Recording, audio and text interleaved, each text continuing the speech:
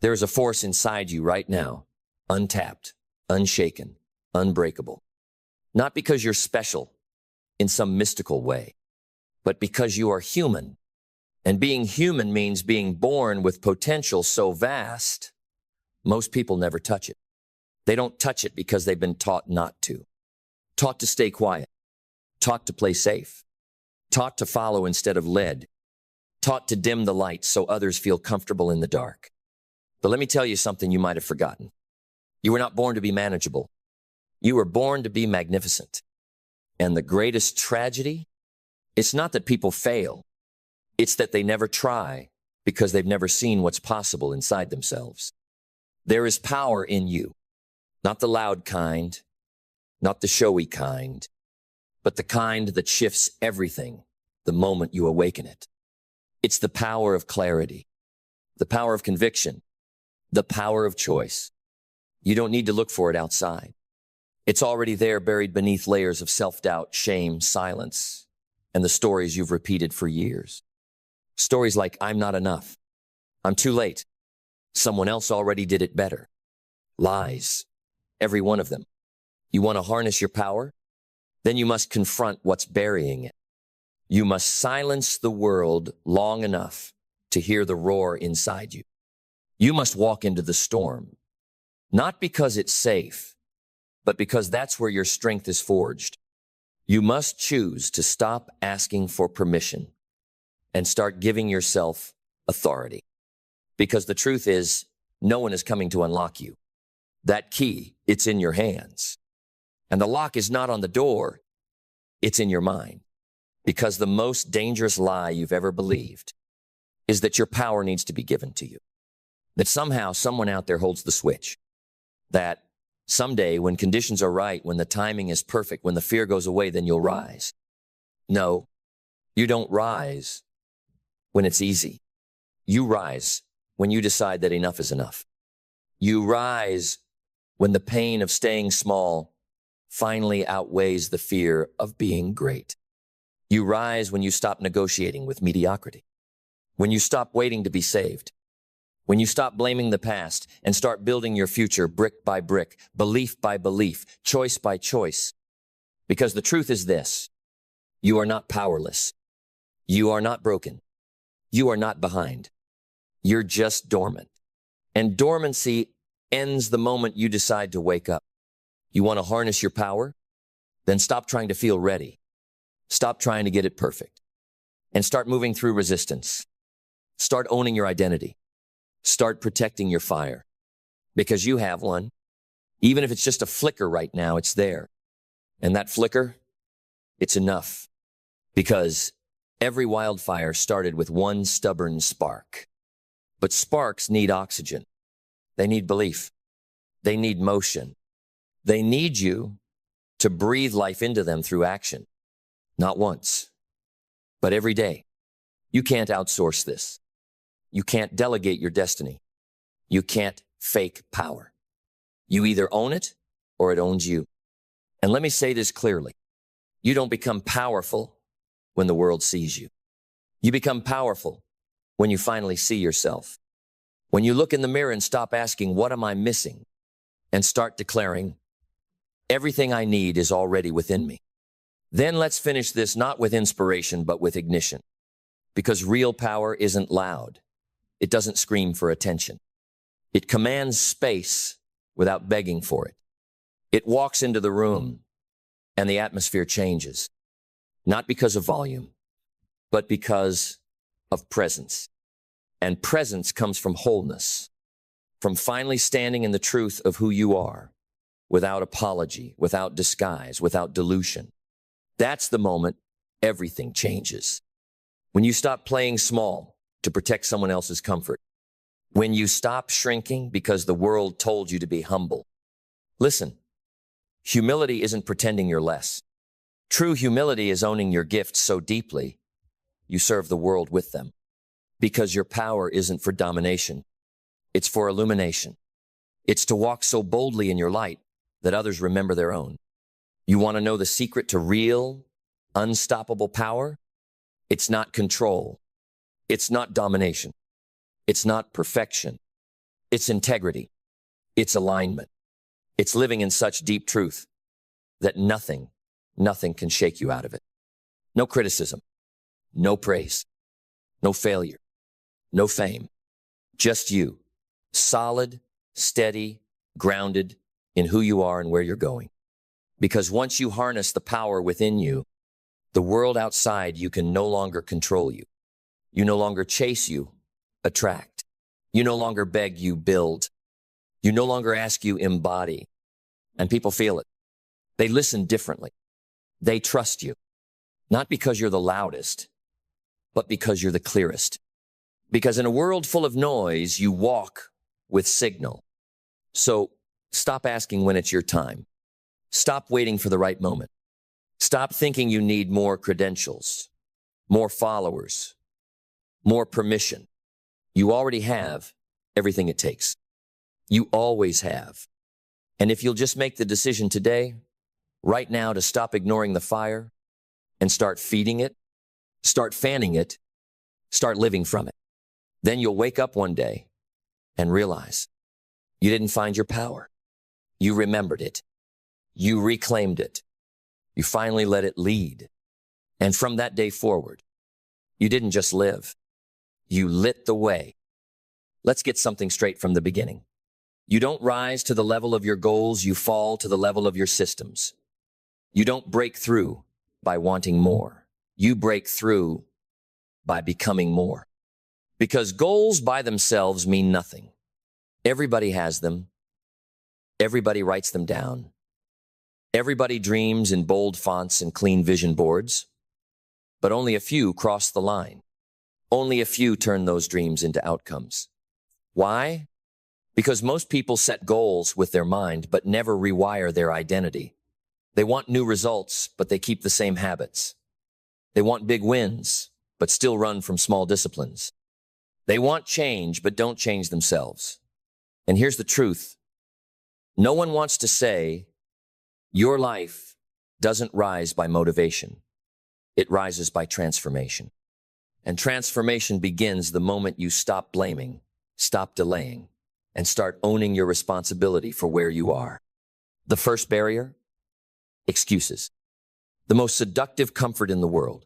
The drug that delays destiny. The enemy that comes dressed as logic, as fairness, as reason.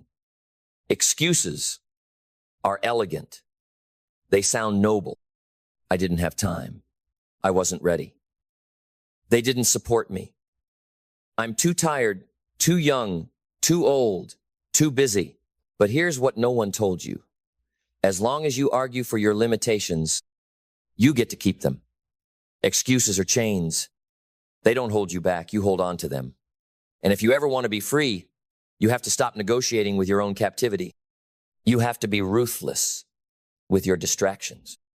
You have to be disciplined with your focus. You have to be brutally honest with your patterns. Because here's the truth. Your results are never random. They're repeating. If you don't like where you are, check what you're repeating. And if you want to move forward, you don't need more goals. You need more alignment. You need to stop asking, what do I want? And start asking, who must I become to receive it? Your goals don't demand more effort. They demand more identity. The version of you that hits that goal already exists, but they live on the other side of your discipline. They breathe in your habits. They wake up with your routines.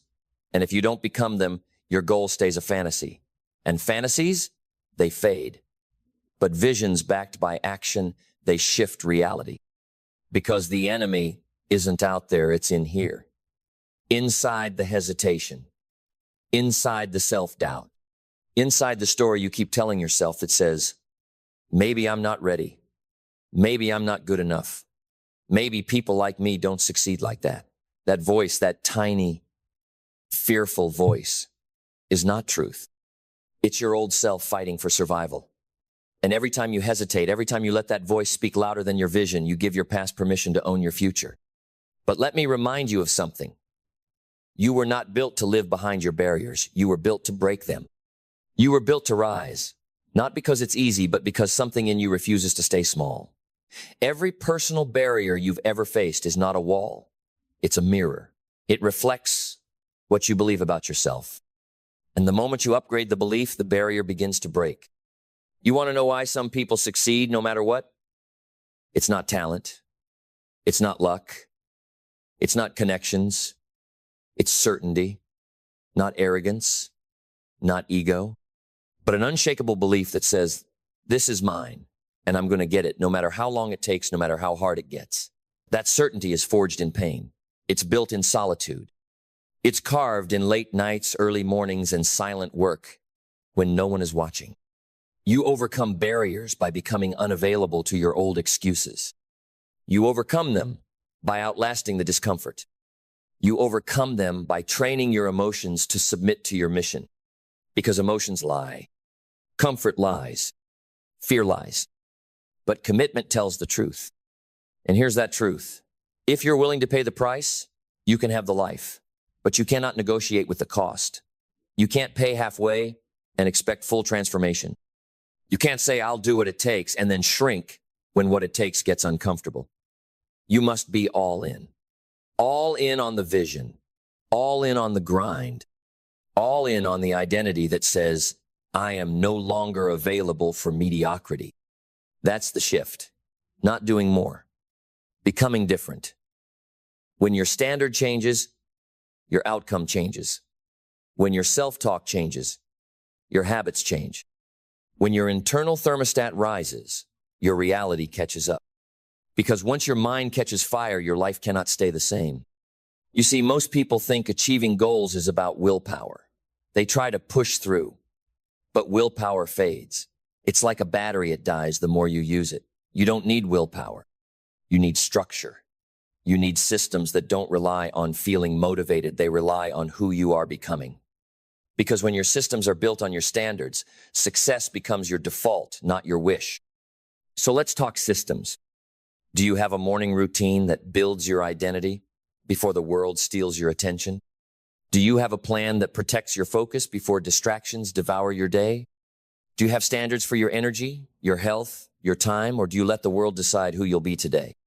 Without systems, your goals stay emotional. But when you structure your habits, your discipline becomes automatic. And once something becomes automatic, it becomes inevitable. That's the difference between goal setters and goal achievers. One writes intentions. The other builds identity-backed infrastructure. But structure isn't just about tasks. It's about environment too. You will never outgrow the room you refuse to leave. You will never evolve if you stay surrounded by people who normalize your limitations. If everyone around you settles, you will shrink. If everyone around you doubts, you will hesitate. But if you place yourself in rooms that demand your growth, you will rise to match the room. Sometimes the greatest personal barrier isn't fear. It's familiarity. You've built comfort around who you've always been, even if who you've always been is silently suffocating your future. So tear it down. Tear down the stories. Tear down the self-sabotage. Tear down the calendar full of things that don't move you forward. Replace it with alignment, with precision, with people and places and habits that match the level of life you say you want. You don't become elite by hoping. You become elite by design. You architect your future one routine, one boundary, one belief at a time. And yes, it will get hard. Resistance will rise. You'll want to quit. You'll feel like you're failing. But hear me, that's not failure. That's friction. And friction is feedback. It means you're moving. It means the old you is dying and the new you is being born. Don't run from it. Lean in. You don't become unbreakable by avoiding resistance. You become unbreakable by being tempered through it. And on the other side of that process is a version of you that doesn't just achieve goals, they shatter ceilings. Then let's bring it home, not with hype, but with truth. Not with noise, but with fire. Here's the truth. You don't need more goals. You need more conviction. You don't need another how-to. You need a why so deep it makes quitting feel like betrayal. You don't need more strategies. You need a spiritual refusal to live one more day beneath your potential. Because once your why becomes non-negotiable, your how figures itself out. Once you decide that this version of you is no longer acceptable, the world begins to respond. Doors open, strength rises, people show up, but none of it moves until you do.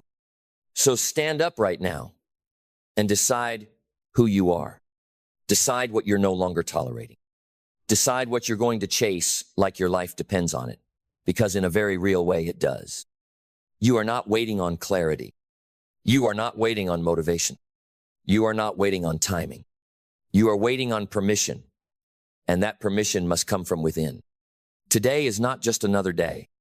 It's the day you choose to own your life, to own your time, to own your standards, to own your voice, to own your vision, to own your outcome.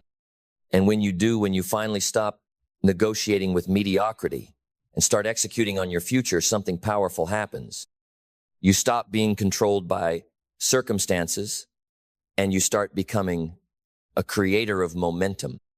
You stop avoiding fear and start inviting greatness. You stop doubting your dreams and start living inside them, because you're no longer the person who talks about goals. You're the person who builds them. You're the person who executes. You're the person who rises. You're the person who breaks through. No more waiting. No more hoping. No more playing small. This is your time. This is your mission. This is your moment. And it begins right now. Let's start with one truth. No one can escape. Your mindset is the operating system of your life.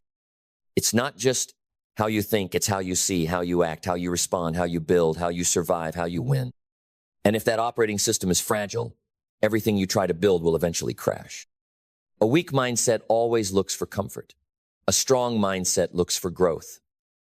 A weak mindset avoids risk. A strong mindset embraces challenge. A weak mindset fears failure. A strong mindset uses failure. So the question is not, do you have a mindset? You already do. The question is it solid?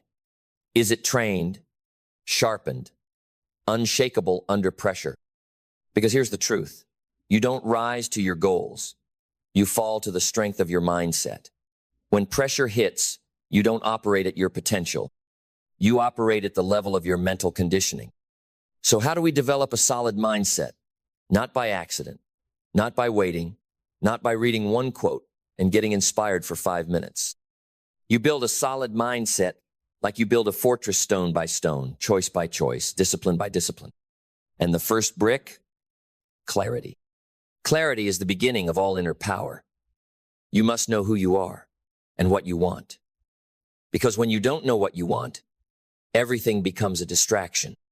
But when you are clear, truly clear on what matters to you, the noise fades, the excuses shrink, the path reveals itself. A solid mindset begins with a solid vision, not a fantasy, a vision, something rooted in truth, something you're willing to bleed for. Clarity isn't about pretty words, it's about identity. It's knowing this is who I am. This is what I stand for. This is where I'm going. Next comes responsibility. Because clarity without ownership is just daydreaming. You cannot have a strong mind while blaming the world. You cannot think like a leader while talking like a victim. The moment you start saying, I am responsible, everything shifts. Your language changes. Your posture changes. Your questions change. Instead of, why me? You ask, what now? Instead of who will save me? You ask, what can I build with this? Responsibility isn't blame, it's power. It says, I may not control what happens, but I control how I show up. And when you start showing up consistently, intentionally, daily discipline is born. And discipline, my friend, is the muscle of mindset. Discipline is not motivation. Discipline shows up long after motivation is gone. Discipline is what kicks in when the excitement fades. When no one's watching, when it's cold, when it's hard, when it's boring, when your feelings tell you to quit. Discipline says, we keep going. You want a solid mindset? Train yourself to do hard things, especially when you don't feel like it. Because every time you do what you said you'd do, even when it's uncomfortable, you prove something to yourself. I can trust me. And that trust, it becomes unshakable Because the most powerful force in the world is a person who has earned their own respect. But it doesn't stop there. You have to feed your mind daily, intentionally, strategically. Because a strong mind doesn't grow in silence. It grows in conversation with books, with wisdom, with mentors, with ideas that challenge and stretch and sharpen you. Starve your mind of wisdom, it weakens. Feed your mind truth, perspective, insight, and it sharpens into steel. A solid mindset is not just positive thinking. It's accurate thinking. It's seeing reality for what it is and choosing power over panic. It's facing setbacks without folding. It's meeting adversity with calm eyes and a steady hand. And let's be clear, adversity is not the enemy. Adversity is the trainer, the sculptor, the fire that forges. A weak mindset runs from adversity. A solid mindset says, thank you, now let's grow. You build that response through repetition. You face the fire, not once, but over and over until your nervous system learns, this won't break me. Then comes focus. A scattered mind cannot stand strong. Clarity gives you direction. Responsibility gives you control. Discipline gives you strength. But focus gives you accuracy. Focus is not just avoiding distraction. It's choosing your battles. It's saying no to almost everything so you can say hell yes to what matters. It's eliminating noise, cutting fluff, ignoring opinions, and locking in on your path with tunnel vision. A solid mindset says, I'm not here to please. I'm here to build. I'm not here to impress. I'm here to rise. I don't need validation. I have direction. And with focus comes patience. Because strength without patience is fragile. You must know that greatness takes time. Mastery takes seasons. And mindset real, unshakable mindset is not built in a weekend. It is carved over years. So stop looking for instant transformation. Start stacking quiet victories. 1 rep, 1 hour, 1 decision at a time. Brick by brick, you are becoming unbreakable. Decision by decision, you are laying the foundation of a mind that does not collapse under pressure, that does not beg for comfort, that does not yield to fear. You want power? You want freedom? You want influence? It starts here inside. Because until the war within is won, every external victory will feel empty. But when your mind is solid, your life becomes unstoppable. Not easy, but unstoppable. Because the person with a strong mind doesn't wait for the storm to pass. They walk into it. They carry the calm. They become the storm. You become the storm not because you enjoy chaos, but because you are no longer afraid of it. Because you've built a mind that holds peace in pressure, focus in distraction, and fire in silence.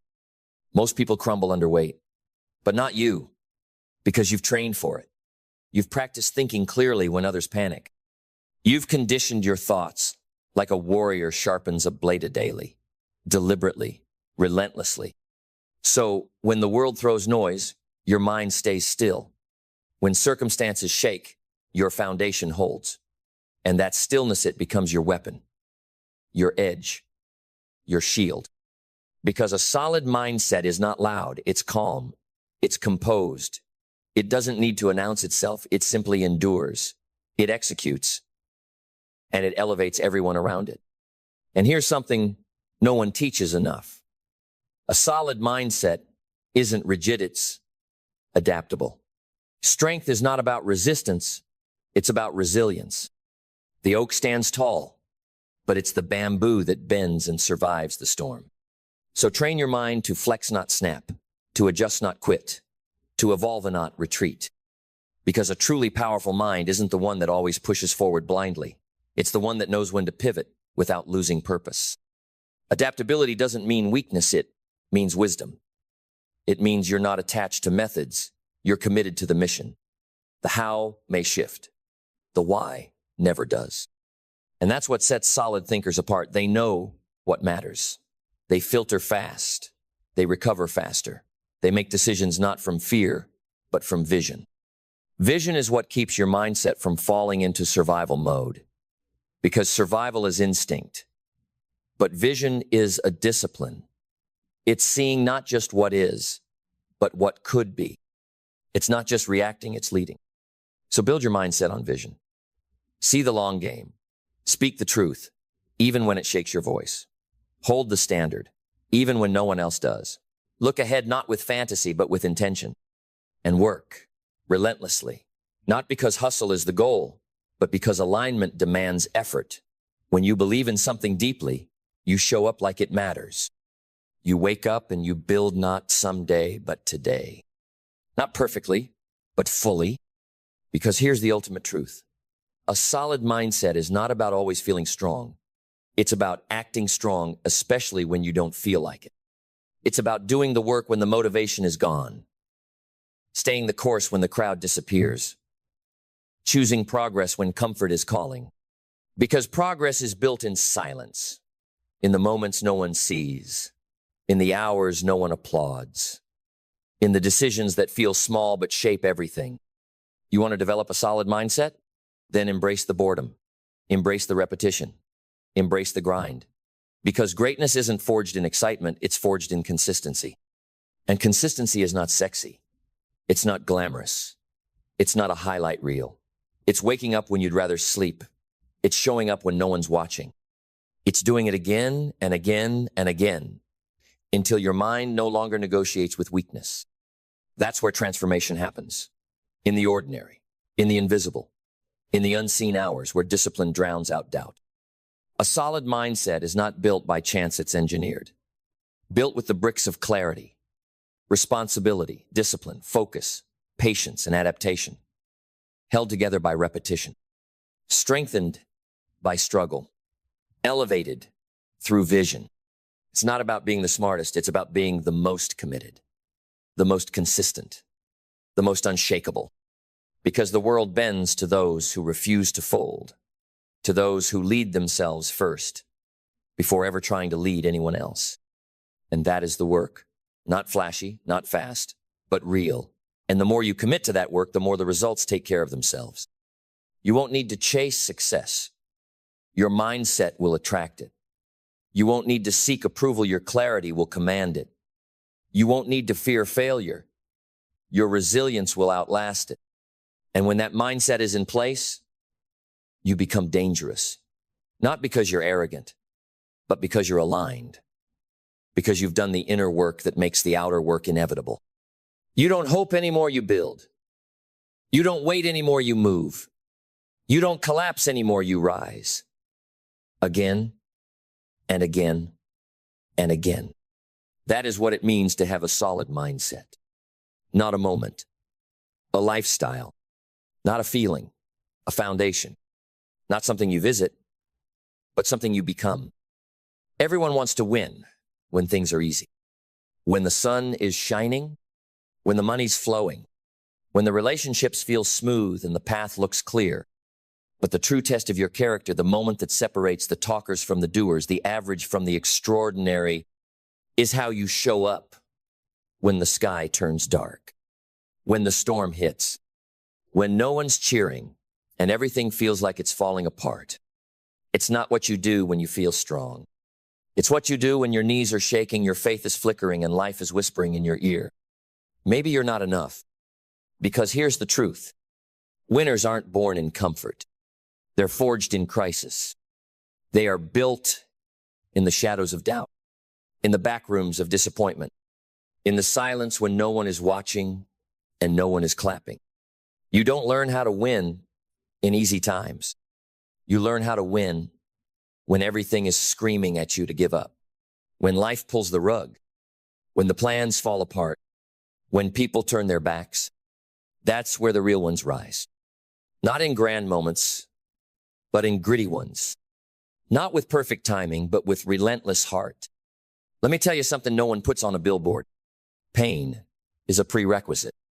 If you're hurting right now, if you're walking through hell in your career, your health, your finances, your mind, you are not being punished. You're being prepared. Because growth doesn't come in comfort. Growth comes when your back is against the wall, and you still choose to fight. It comes when the world tells you to quit, but something deeper inside you says, not yet. You see, there's a kind of strength you can only earn in the fire. You can't fake it. You can't download it. You can't borrow it from someone else. You have to become it. And you only become it by staying in the fight longer than your fear says you can. So let me ask you, who are you when things go wrong? Who are you when the money dries up, the doors slam shut, and the path disappears? Because that version of you, that's who you really are. And you get to decide whether that version crumbles or creates something new. Winning in difficult situations is not about avoiding the storm. It's about learning how to walk through it without losing your fire, without losing your voice, without losing yourself. Mindset is everything, and not the fake kind. Not positive vibes only while your world is on fire. I'm talking about the kind of mindset that gets back up bloody and says, this won't end me. The kind that says, this is not how my story ends. This pain will not define me.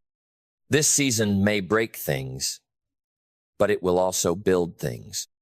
You can't control the storm, but you can control your center. You can control your breath. You can control the decision to keep showing up, even if your hands are shaking, even if your voice trembles, even if your faith is held together by threads. Because courage isn't loud. It's quiet. It's showing up again and again and again when every part of you wants to run. The people you admire most, the heroes, the leaders, the legends, they didn't become great in spite of their challenges. They became great because of them. The heartbreak shaped them. The failure sharpened them. The betrayal taught them who they were. The rejection gave them redirection. They didn't just survive hard times. They used them. They turned pain into fuel, loss into lessons, obstacles into evolution. Because the truth is, and don't ever forget this, every difficult moment is raw material for greatness. You're either using the pressure or being crushed by it. There is no in between. But what does it look like to win when everything's stacked against you? It doesn't always look like trophies or applause. Sometimes winning looks like getting out of bed when you want to stay buried. Sometimes it's making that one hard phone call. Sometimes it's walking away from the old version of you that's no longer serving your future. It's not always loud. It's not always cinematic, but it's real. And it's yours. You win when you stay aligned with your values, when it's inconvenient. You win when you lead with integrity, when no one's watching. You win when you choose peace over revenge, growth over comfort, faith over fear. And those wins, they may be invisible to the world, but they make you undeniable over time. Because when you do the work in the dark, you don't have to beg for the spotlight. It finds you. Resilience isn't just endurance. It's adaptation. You don't just hang in there. You adjust. You learn. You stretch. You grow sharper, wiser, deeper. You use the difficulty to become more dangerous in the best possible way. Not reckless, not destructive, but unshakable. Because you've been through fire, and you know how to walk through it now without losing your soul. This is the power no one can give you. And more importantly, no one can take it from you. Not circumstances, not critics, not even failure. You become rooted, clear, centered, purpose-driven, even when the pressure mounts. And that's when life begins to shift. Not because it's easier, but because you're no longer easy to knock over. You've built a foundation inside that holds, even when the outside breaks. And that kind of strength, that's what builds empires. That's what changes legacies. That's what wins battles that no one else even sees. Leadership is not a title. It's not a corner office or a nameplate or 1,000 followers nodding in agreement. Leadership is a weight, a sacred responsibility, a fire that must be carried not for your own glory, but for the growth of others. And if you do it right, you don't just lead people, you lift them. You don't just give orders, you give identity. Because real leadership is not about being in charge. It's about being charged with a vision that's bigger than you, a purpose that stretches beyond your comfort, and a commitment to truth that does not waver when tested. And here's the truth. Every generation redefines leadership. But the principles, the truths, they do not change. They echo through time. They whisper through the decades. They burn through noise and trends and surface-level hype. Because leadership, at its core, is timeless. It is not dictated by technology. It is not confined to platforms. It is not reshaped by fashion or filtered by popularity. It is a foundation, a way of being, a standard you carry even when the world is too distracted to notice. The greatest leaders, from ancient kings to modern CEOs, from battlefield generals to high school mentors, all carry the same flame. It's the flame of responsibility, the flame of vision, the flame of sacrifice. They all understood one thing. Leadership isn't about having power over people. It's about holding power for people. It's about becoming the kind of person others can trust with their future. And trust, that's the real currency. You don't lead with fear. You don't lead with manipulation. You don't lead with charisma alone. You lead with trust, earned slowly, kept fiercely. And trust is built not in speeches, but in standards, in how you show up when the spotlight is gone, in how you respond when the pressure rises, in how you treat those who can't offer you anything but honesty. If people trust your character, they will follow your vision. So, if you want to lead, truly lead, you must first lead yourself. Because you cannot take people somewhere you haven't gone. You cannot demand discipline in others if you make excuses in private. You cannot call for vision if you're still hiding from clarity. Leadership begins not with authority, but with alignment. You must become the standard you speak about. You must become the proof before you become the plan. Because people don't follow instructions. They follow example. And this is where most fail. They want the influence without the inner work. They want the loyalty without the integrity. They want the spotlight without carrying the torch. But you can't fake depth. You can't shortcut trust. You either embody the values or you violate them. There is no neutral ground. Because every time you speak, your team is watching. Your family is watching. The next generation is watching. And what they need from you is not inspiration without substance. They need consistency without cracks. Your words mean nothing if your habits scream something else. Your mission is just noise if your mindset is still at war with itself. That's why real leadership begins in silence, in the moments before the decisions, in the way you carry your own chaos, in the standards you set when no one is looking. You don't wait to lead when the time is right.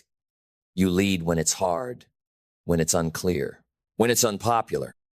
That's when your voice becomes a compass, not a microphone. Because leadership is not about being liked. It's about being trusted. And trust often requires saying what no one else will say, doing what no one else wants to do, making the call that others will avoid. You cannot fear being misunderstood, because if your values are true, they will outlive the criticism.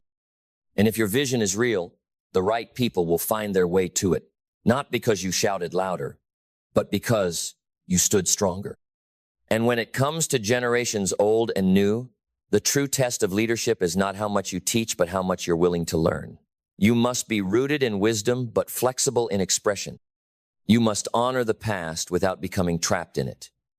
You must welcome the future without forgetting what matters. Every generation sees the world differently, and that's not a threat. It's an opportunity. Because leadership that lasts is leadership that listens. Younger generations don't want perfect leaders. They want honest ones, ones who admit mistakes, ones who ask questions, ones who know the weight of their words. And older generations, they want relevance, but they also want reverence. They want to know their sacrifices meant something, that their scars became bridges, that their lessons are not discarded, but woven into progress. That's your job. To stand between generations, not as a divider, but as a bridge. To take the strength of the past and the potential of the future and forge something timeless. Something rooted in character, not clout. In courage, not convenience. Because the leaders who last, the ones remembered long after their voices fall silent, are not the loudest in the room. They are the deepest. They don't need to dominate. They don't need to shine. They need to serve. And not in a way that begs for recognition, but in a way that builds people, that raises standards, that strengthens culture, that multiplies vision through the hearts of others. Because service isn't weakness. It's the highest form of strength. It says, I am here not to be above you, but to walk with you. And to serve like that, you must be humble enough to admit you don't know everything. You're not always right. You're not the hero in every story. In fact, great leaders don't need to be the hero at all. They raise heroes. They pour courage into others. They don't hoard the light, they reflect it. And in doing so, they create movements, not monuments. But that kind of leadership, it requires radical ownership. No blaming, no hiding. No, that's not my fault. If something breaks under your watch, you own it. If someone falls under your leadership, you learn from it. You don't run from responsibility, you grow inside it. Because leadership isn't about comfort, it's about accountability. You take the hit. You stand in the fire. You look people in the eye and say, this is on me and I'll fix it. And that kind of ownership builds resilience. Because let's be honest, leading people will break your heart. It will test your patience. It will stretch your capacity. You'll be misunderstood, betrayed, ignored. You'll give everything and watch people walk away like it was nothing. And still you stay. Still you build. Still you rise. Because resilience isn't just about bouncing back. It's about growing stronger while you carry the weight. It's about continuing to believe in the mission, even when no one else claps, even when the room goes quiet, even when your hands shake and your voice is tired. You show up again and again and again, because your presence, your consistency becomes the proof, the evidence that says this matters, the signal that says you're not alone. Because sometimes the most powerful leadership isn't in your speeches. It's in your stability. And if you really want to lead across generations, you must give more than instructions. You must give identity. Help people see who they are. Remind them of what they can become. Pull out the greatness that's hiding beneath insecurity, pain, and doubt. That's not management. That's ministry. That's not systems. That's spirit. That's the difference between a boss and a builder. So build. Speak life into people who are used to silence. Believe in those who've forgotten how to believe in themselves. Lead in such a way that your presence is not about being needed, but about empowering others to no longer need you. That's legacy. That's leadership. And when your leadership becomes a mirror, when people see their own potential more clearly because of how you showed up, then you haven't just led a generation. You've lifted it. Let me tell you something most people never figure out. The world doesn't move on truth alone. It moves on belief. It moves on influence. It moves when someone somewhere says the right words in the right tone at the right time, and suddenly doors open, minds shift, resistance melts, and people say the one word that changes everything. Yes, not because they were forced, not because they were tricked, but because something about that moment, something about you, gave them permission to believe, to trust, to follow, to take a chance. This is the art of persuasion. And let me be clear, this is not manipulation. This is mastery. The mastery of connection, the mastery of energy, the mastery of intent. Because when you truly understand what makes people say yes, you no longer chase opportunities, you create them. You don't hope for influence, you command it. You don't beg for attention, you earn it. With presence, with power, with purpose. And the first secret, the foundation of all persuasion is certainty. People do not follow need. They do not follow desperation. They do not follow indecision. They follow certainty. The one who moves people is the one who knows who they are, what they believe, and where they're going, and they say it like they mean it. If your voice trembles, the room will doubt. If your conviction is weak, the world will hesitate. But when your soul speaks with alignment, with conviction, with clarity, you don't just communicate, you transmit. Certainty is magnetic. It draws people in, not because you're louder, but because you're clearer. And clarity is the rarest language of all. So I'll ask you, no. Were you clear on who you are?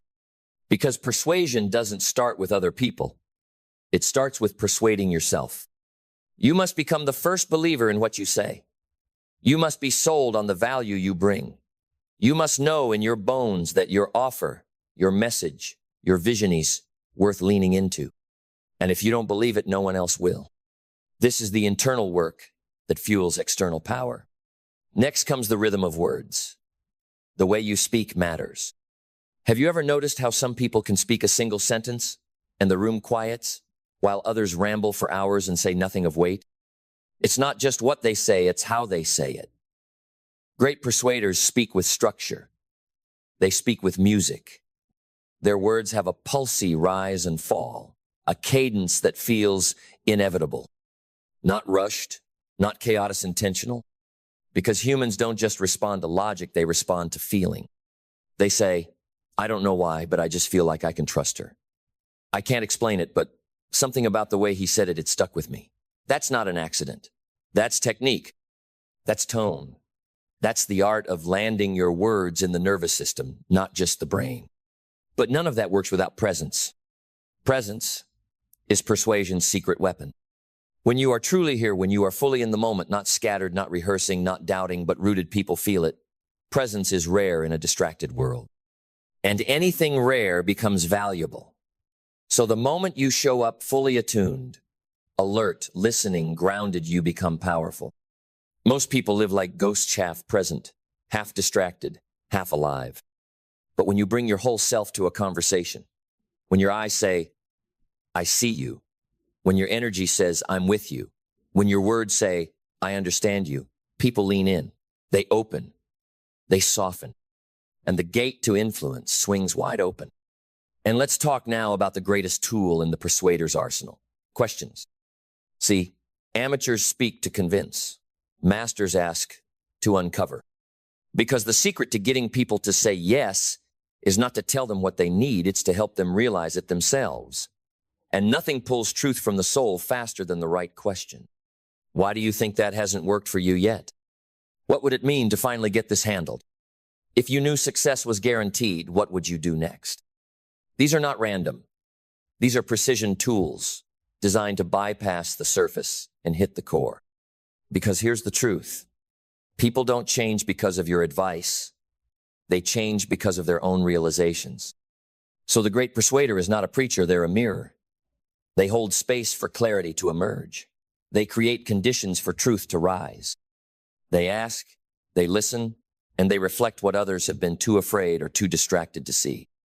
And then only then do they guide. Because persuasion is a dance, not a dictatorship. It's a rhythm of give and take, speak and pause, offer and wait, push and release. And just like a dance, it requires attunement to mood, to energy, to resistance. You don't bulldoze someone into yes. You invite them into it. You make the path appealing, obvious, irresistible. And the way you do that is through story. Facts tell, stories sell, because stories bypass skepticism. They slip under defenses. They make people feel something. A statistic makes you nod. A story makes you believe. You can say 90% of people fail because they never take action.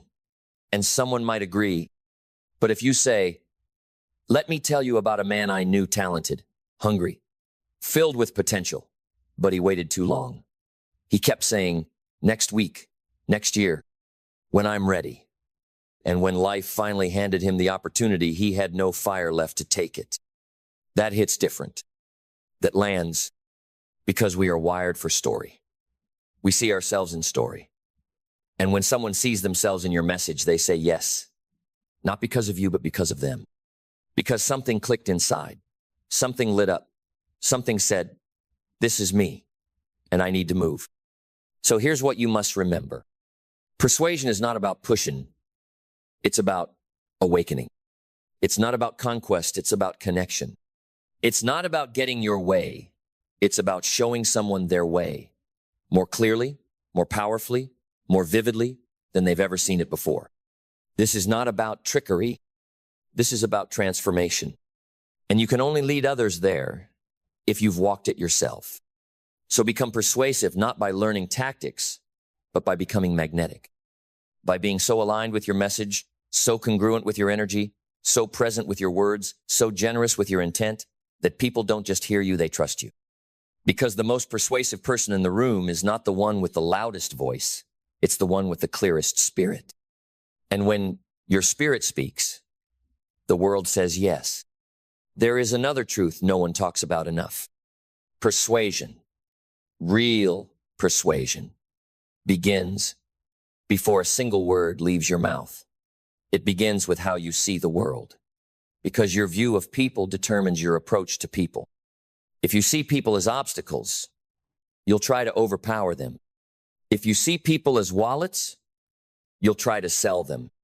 But if you see people as mirrors, reflections of the same hunger, fear, longing, and hope that lives in you, then you don't try to conquer them, you connect. And when people feel that you see them not just as a means to an end, but as human, worthy, important, they listen. Not because you demanded attention, but because you earned resonance. You touched something ancient inside them.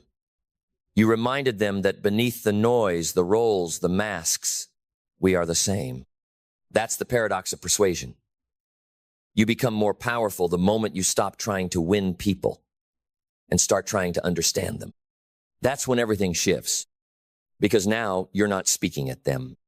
You're speaking from within them. And here's where clarity comes in. You cannot persuade if you are not clear. If your mind is foggy, your message will fumble. If your intention is scattered, your influence will fall flat. The world is full of noisome millions of voices shouting at once. So when you speak, you better make it count. You better speak with a blade, not a broom. Cut through, pierce through, hit the heart. That means before you open your mouth, you must ask yourself, what do I really want them to feel? What do I want them to know? What decision do I want them to make, not just in their mind, but in their bones? Clarity sharpens your energy, and people can feel when you're clear, just like they can feel when you're bluffing, when you're vague, when you're uncertain, even if your words are smooth. Don't underestimate the radar people have for realness. You want to be persuasive? Be clear. You want people to say yes? Give them a reason to trust your direction. Because clarity leads, and people want to follow someone who knows where they're going. Now let's talk about vision. Because persuasion isn't just about solving problems, it's about casting possibilities.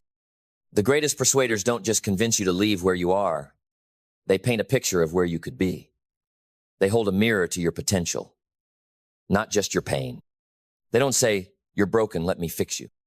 They say, you're powerful, and I'm here to wake it up. That's vision. Vision makes people rise. Vision makes people move. Because people aren't hungry for more products, more noise, more empty promises. They're hungry for meaning, for purpose, for a story worth stepping into. And if you can describe the future better than they can imagine it, they'll follow you straight into it. But here's the catch. You cannot give a vision you haven't seen yourself. You must have tasted it, touched it, believed it. You must speak of the mountaintop because you've climbed either because you're climbing it now. If your vision is borrowed, recycled, half believed, no one will follow you because we can't lead people into places we're not willing to go. So before you try to get anyone else to say yes, you need to say yes to your own vision, yes to the work, yes to the responsibility, yes to the pressure of carrying purpose in a world that celebrates noise over truth. And when your yes is real, when your yes has roots, others will feel it. Let's bring in the muscle that supports it all. Discipline. Because you can have clarity. You can have belief. You can even have vision. But if you don't have discipline, you will be inconsistent. And inconsistency kills persuasion. One day you're lit with energy. The next day you disappear. One day you're inspiring, the next day you're scrambling. And people notice because consistency builds credibility. Discipline says, you can count on me. I don't show up only when I feel like it. I show up because I said I would. You want to persuade others? Start by keeping the promises you make to yourself. If you say you're going to study, do it. If you say you're going to train, do it. If you say you're going to build, speak, write, lead, do it. Not perfectly, but persistently. Because when you respect your own word, others begin to trust it too. Discipline doesn't make you robotic. Discipline makes you reliable. And in a world filled with broken promises, unreliability, and fake charisma, being real, consistent, and clear is your greatest competitive edge. Let's now talk about what turns words into motion. Action. You can know all the techniques. You can read all the books. You can listen to all the speeches. But none of it matters until you use it. Until you test it. Until you risk hearing no. Because here's the truth. Persuasion is not theory. It's practice. It's sweat. It's rhythm. It's rejection. It's recalibration. And every great persuader you admire today, they weren't born with the ability. They built it through awkward conversations, through feedback, through misfires, through refinement. So stop waiting until you know enough. Stop preparing endlessly. Stop thinking your confidence will come before you act. Confidence doesn't precede action. Confidence is the reward for courage. Say that again. Confidence is the reward for courage. It's the fruit of showing up again and again, even when your voice shakes, even when the room goes cold, even when they don't buy, even when they don't clap, because you're becoming the person who leads anyway. That's real power. That's real persuasion. And when people see that you don't flinch, that you don't back down, when the yes doesn't come immediately, they respect you. Because the world doesn't just need convincing voices. It needs convicted ones. Ones that don't sway in the wind of opinion. Ones that are rooted in principle. Ones that act from alignment, not approval. And when your action matches your message, when your life is your pitch, people say yes before you even open your mouth. Because the world doesn't just need more voices. It needs more anchors. People who don't get blown away by rejection. People who aren't addicted to applause. People who can walk into a room, speak truth with calm fire, and leave even if no one claps, knowing they did what needed to be done. That's rare. That's real. That's irresistible. You want to know what makes people say yes without hesitation? It's alignment. When your words match your energy, when your actions match your message, when your story matches your standards, you become undeniable. You become someone others want to follow, not because you told them to, but because they feel safer in your direction than in their own hesitation. And here's another truth. People don't just say yes to you. They say yes to who they become in your presence. They say yes to the version of themselves you reflect back to them. So, if you want to be more persuasive, stop obsessing over your pitch and start elevating your presence. Because presence creates permission.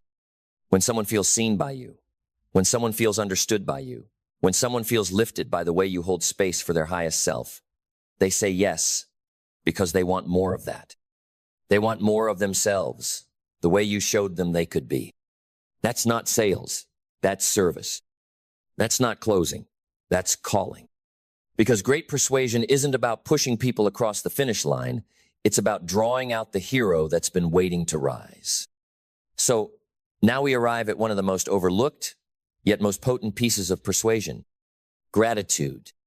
Yes, gratitude. Why? Because gratitude is grounding. Gratitude keeps your influence from turning into arrogance. It keeps your power pure. When you're grateful not just for outcomes, but for the opportunity to speak, to serve, to lead you, stop sounding like a manipulator and start sounding like a missionary. And people can feel that difference. Gratitude brings humility. Humility brings trust. And trust opens doors that strategy alone never could. When you enter a conversation with a heart full of appreciation, not entitlement, you don't try to extract value from others. You add value. You elevate. You uplift. You give without keeping score. And in doing so, people lean closer. They listen longer. And more often than not, they say yes. Not just to your offer, but to your energy. Let's move forward to something that separates the amateurs from the artists. Adaptability. Because you can be the most skilled speaker in the world, but if you can't read the room, you'll lose the room. If you can't sense when to lean in and when to pull back, if you can't pivot when someone's guard goes up, if you deliver a scripted monologue while ignoring the signals right in front of you, you become predictable.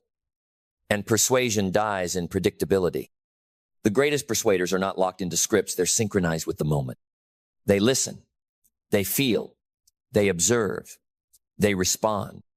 They adjust their tone, their pace, their volume, their story, not to manipulate, but to meet people where they are. Because if you meet people where they are, you can take them where they've never been. But if you preach from a distance, you'll never move them an inch. So ask yourself, are you trying to be impressive or impactful? Because adaptability is not weakness, it's wisdom. You're not changing your truth.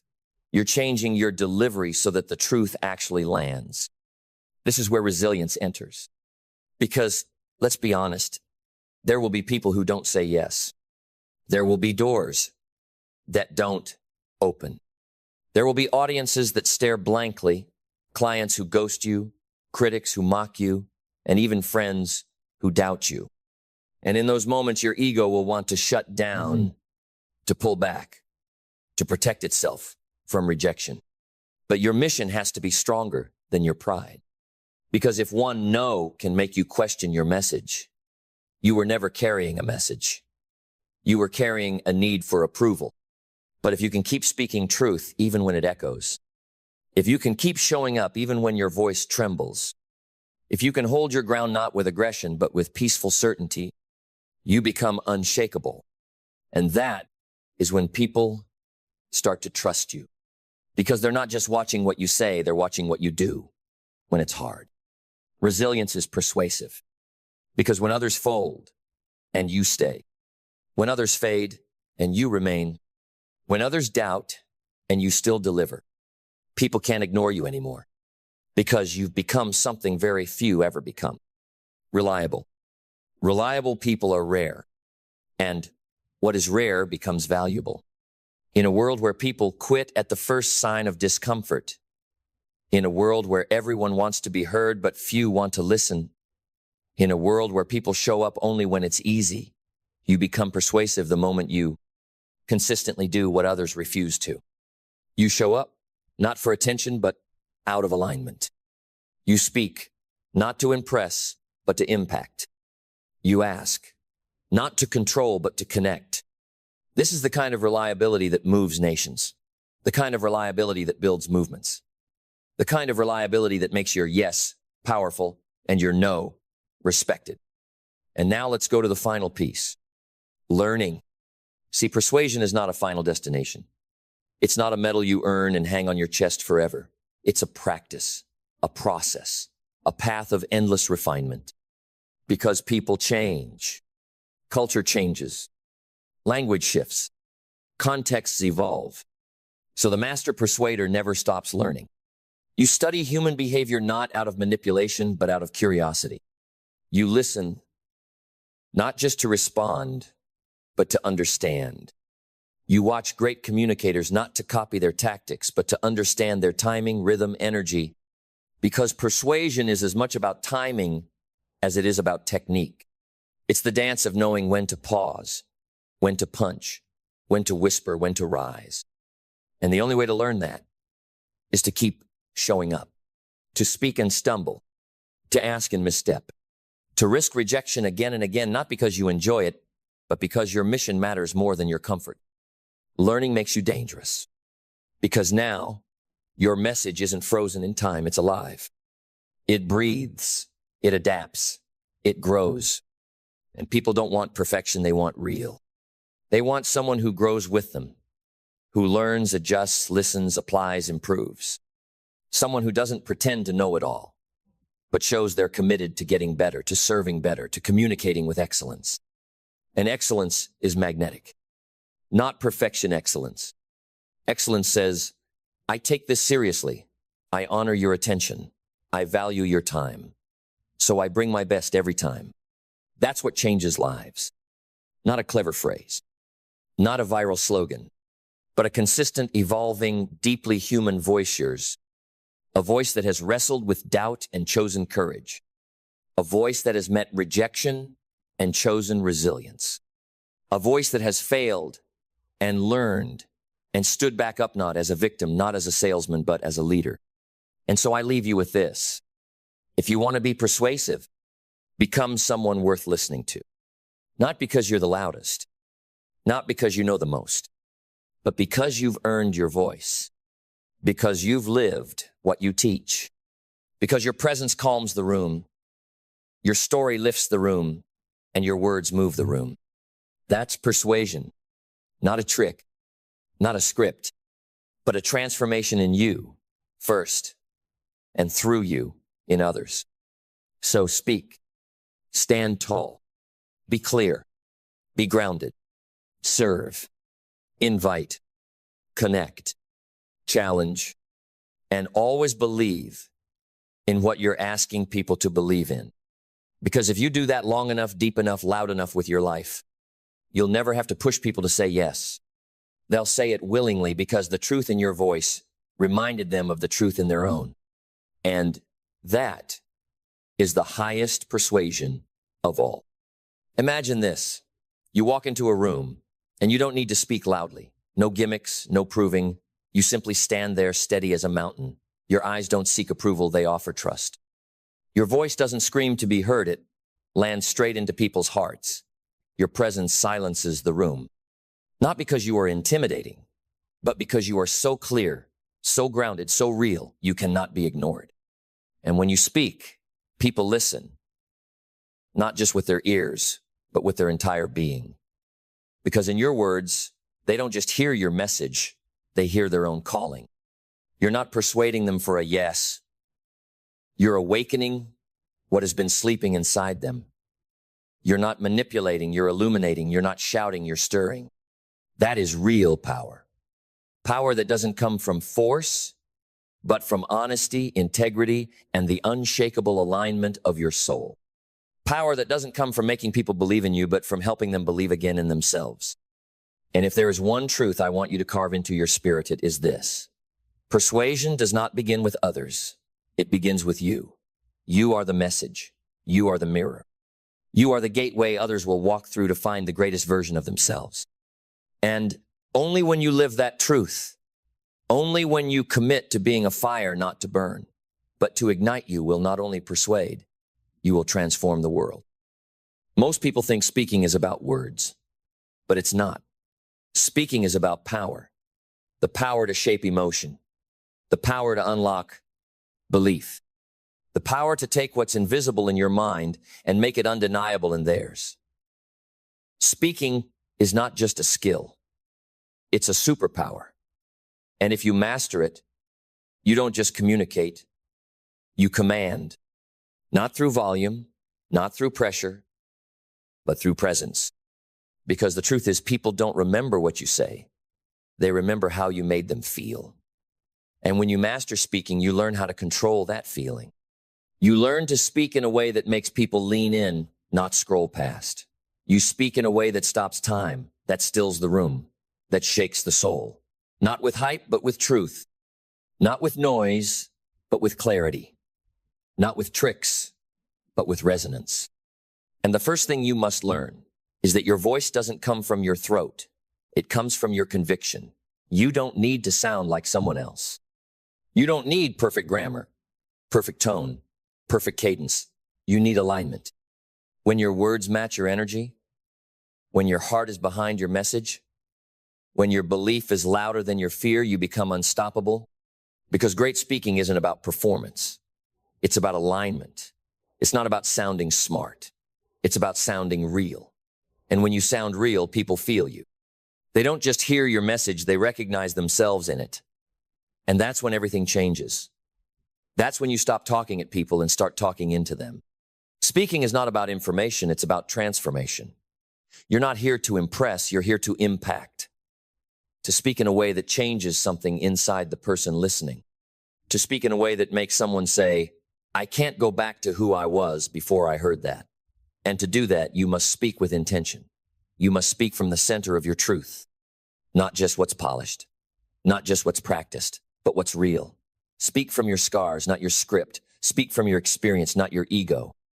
Speak from the pain you've lived through, the wisdom you've fought for, the lessons you've bled to learn. That's the voice people will follow. That's the voice that changes rooms. And once you understand that power doesn't live in the words alone, it lives in the energy behind them, you begin to speak differently.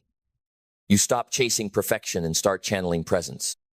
You stop rehearsing to be impressive and start grounding yourself to be impactful, because your voice doesn't have to be loud to be felt. It has to be true. That's what shakes people. That's what makes them stop scrolling. That's what cuts through a world full of noise and lands straight in the chest. Great speakers are not remembered because they said what everyone else said. They're remembered because they meant it, because you could feel their story in their silence, because their pauses had weight, because their breath carried belief, because their delivery didn't beg for attention, it commanded respect. And that's your next shift. Your voice carries your identity. You cannot master speaking until you first master you, because people don't just hear your words, they feel your alignment. If you doubt yourself, your voice will tremble. If you shrink your truth, your voice will stutter. But when you stand in who you are, when you own your value, your vision, your voice, suddenly every word you say starts to land with power. Confidence doesn't come from what you know. It comes from what you've integrated, from what you've lived. Confidence is the echo of alignment. The voice that says, this message isn't theory, this is who I am. And when your speaking reflects that, you no longer have to push to be heard. People lean in because they can't ignore what feels real. Let's talk rhythm, because how you deliver is as important as what you deliver. Speaking is music. It has tone, pace, breath, beat. A great speaker doesn't just talk, they compose. They understand tension and release. They use silence like punctuation. They don't rush to fill space. They let the message breathe. Because silence, when used well, doesn't lose attention, it deepens it. Your job is not to pour out everything you know. Your job is to deliver one truth so clearly, so cleanly, so confidently that it plants itself in the heart of the listener and takes root. That's how impact happens. Not through volume, not through speed, through precision. You don't need to speak faster, you need to speak truer. You don't need to sound smarter. You need to sound clearer. You don't need more words. You need more weight behind the ones you already have. That's how you master your speaking. That's how you turn your voice from a tool into a force. Because the greatest speakers are not the ones who speak the most, they are the ones who feel the deepest and dare to let others feel it too. If your words are polished but your soul is guarded, you'll be heard but never remembered. You'll be acknowledged but never felt. But when you speak with vulnerability, raw, honest, human, you don't just connect, you create trust. And in speaking, trust is everything. It's what opens hearts. It's what drops walls. It's what turns a message into a moment someone remembers forever. So speak from your wounds, not just your wins. Speak from the nights you almost gave up. Speak from the fears you outgrew. Speak from the loneliness you sat in when no one clapped and no one called and you still chose to rise. People don't follow perfection. They follow realness. And when you bring your whole self to the mic, not just your highlight reel, people feel safe to do the same in their lives. And that's where your influence expands. When your voice becomes more than words, it becomes permission.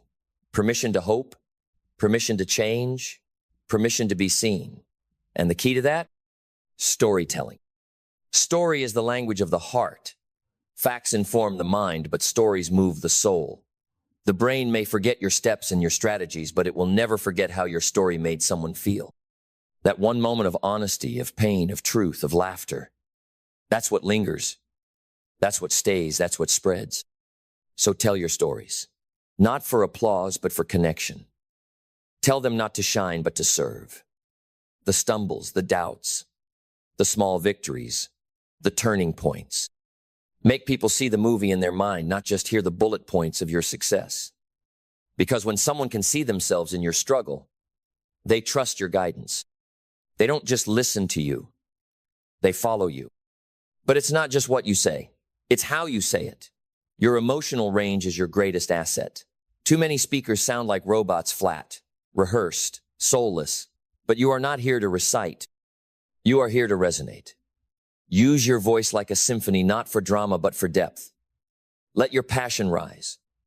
Let your truth drop. Let your tone match the moment. Speak from fire when fire is needed. Speak from stillness when stillness is called for.